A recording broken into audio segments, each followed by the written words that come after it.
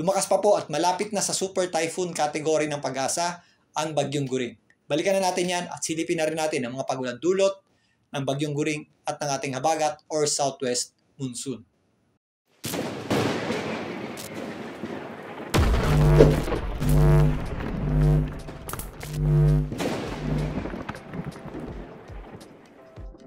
Welcome po muli sa Philippine Weather Trivia. Again, para po sa mga bago sa channel na to, ako nga pala si Alvin Pura, isang meteorologist at ang inyong weather tito.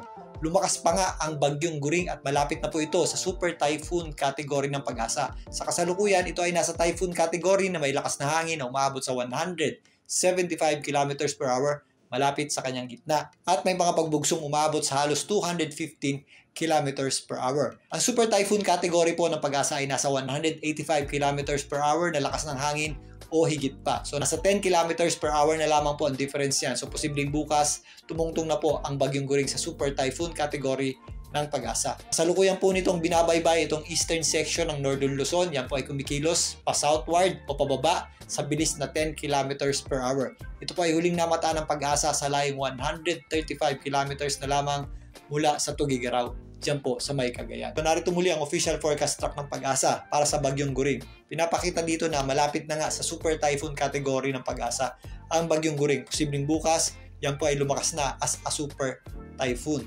Inaasahan nga natin itong kumilos pa south, southeastward at mas maaga na po itong mag-U-turn or magre-recurve. Pero sa kasalukuyan, ito po ay nakadikit pa rin dito sa eastern section ng Northern Luzon.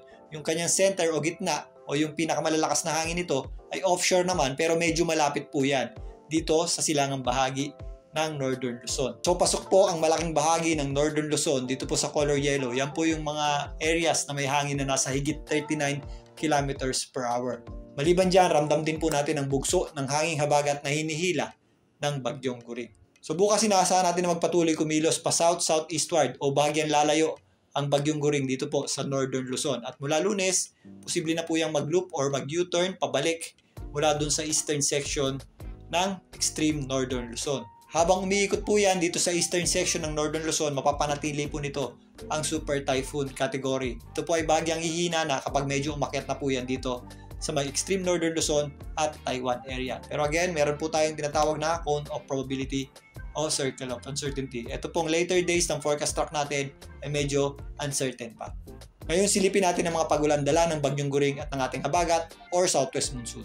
Ngayon silipin muna natin itong ating satellite image. Kasalukuyan niyang binabaybay nitong Bagyong Guring. Ito pong eastern section ng Cagayan, Isabela area. Nasa dagat po yan pero medyo malapit po yung kanyang gitna o center dito po sa ating landmass o kalupaan. Dahil po dyan makakaranas po tayo ng heavy to intense rains na may kasamang pabugso-bugsong hangin dito po sa mainland Cagayan, kasama na po dyan ang area ng Isabela.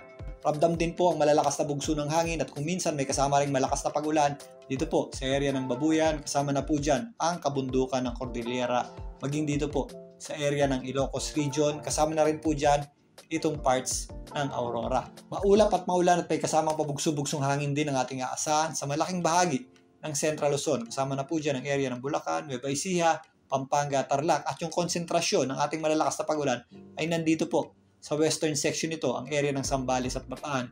Dahil naman po yan sa ating habagat or southwest monsoon na hinihila ng Bagyong Guring. Apektado rin po ng habagat ang malaking bahagi ng Bicol region, kasama na po dyan ang Calabarzon, maging dito sa Metro Manila. Minsan nakakaranas din tayo ng mga kalat-kalat o scattered na pagulan.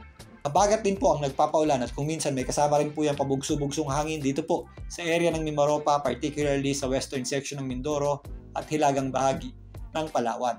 May mga posibleng scattered o kalat-kalat na pagulan din tayong aasahan dito sa western section ng Visayas. So narito naman ang WRF model run mula kay Weather Manila para may visualize natin kung saan ang konsentrasyon ng mga pag-ulan natin dulot ng habagat at ng Bagyong Guring. Ito pong mga color pink, ito po ay nasa 100 mm at yung black naman ay nasa 200 mm na pag-ulan. Yan po ay heavy hanggang torrential rains. So bukas linggo, ito pong Bagyong Guring ay nandito pa rin sa eastern section ng Isabela, Aurora area. At kung mapapansin nyo, meron pa rin tayong mga inaasang heavy to intense rains dyan po sa area ng Cagayan, kasama na rin po dyan ang Isabela at ilang bahagi ng Aurora. Meron pa rin tayong malalakas na pagulan na may kasamang pabugso-bugsong hangin sa kabundukan ng Cordillera, kasama na po dyan ang Quirino at ito pong area ng Ilocos region, lalong-lalo na po itong area ng La Union, kasama na rin po dyan ang Pangasinan. Dulot naman yun ng inflow ng hangin na tumutungo o pumupunta sa bagyong Guring. Samantalang patuloy nating mararamdaman ang epekto ng habagat or southwest monsoon sa malaking bahagi ng Central Luzon. Kasama na rin po dyan ang probinsya ng Bulacan, Nueva Ecija, Pampanga, Tarlac. At again, yung ating konsentrasyon ng malalakas na pagulan ay nandito pa rin sa area ng Zambales at Bataan. Yan po yung western section ng Central Luzon na kung saan nakatapat sa ating habagat or southwest monsoon. Dito sa Metro Manila, bukas patuloy po tayo makakaranas ng maulap na panahon na may kasamang pabugso-bugsong hangin dulot ng habagat at kung minsan, meron din po yung kasamang pabugso-bugsong ulan. Ramdam din po ang epekto ng habagat sa Bicol Region, Calabarzon at Mimaropa. At kung mapapansin nyo, meron din tayong mga inaasahang malalakas na pagulan dito sa area ng Mindoro. Kalat-kalat o scattered na pagulan naman ang ating aasahan dito po sa western section ng Visayas at Zamboanga Peninsula.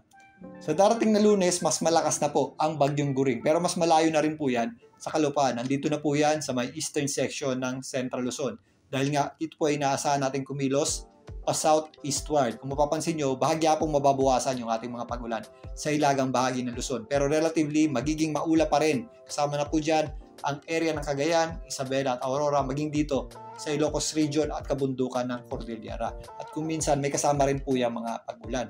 Magpapatuloy din ang epekto ng habagat sa malaking bahagi ng Central Luzon, particularly sa western section nito, ang Zambales at ang area ng Bataan. Sa Lunes, apektado pa rin ang habagat. Ito pong area ng Bicol Region, Calabarzon, maging dito sa Mimaropa. At meron pa rin tayong mga malalakas na pagulang aasahan dito sa may area ng Mindoro. Magiging maula pa rin ang panahon natin sa darating na Lunes dito sa Metro Manila at kung minsan may kasama pa rin po yung mga pabugso-bugsong hangin at mga pagulan. So again, para po sa dami ng ulan sa inyong lugar, ugaliin po mag-check ng heavy rainfall warning advisory ng Pag-asa. Para naman sa lakas ng hangin, i-check din po natin ang tropical cyclone wind signal ng Pag-asa.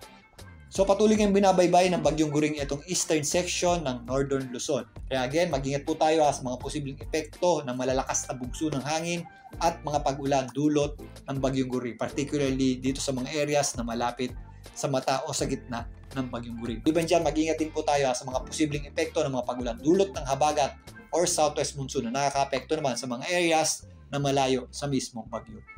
Bukas na bayanan po muli ang ating update para dito sa bagyong Guring. Muli, ito po ang inyong Weather Tito para sa Philippine Weather Trivia.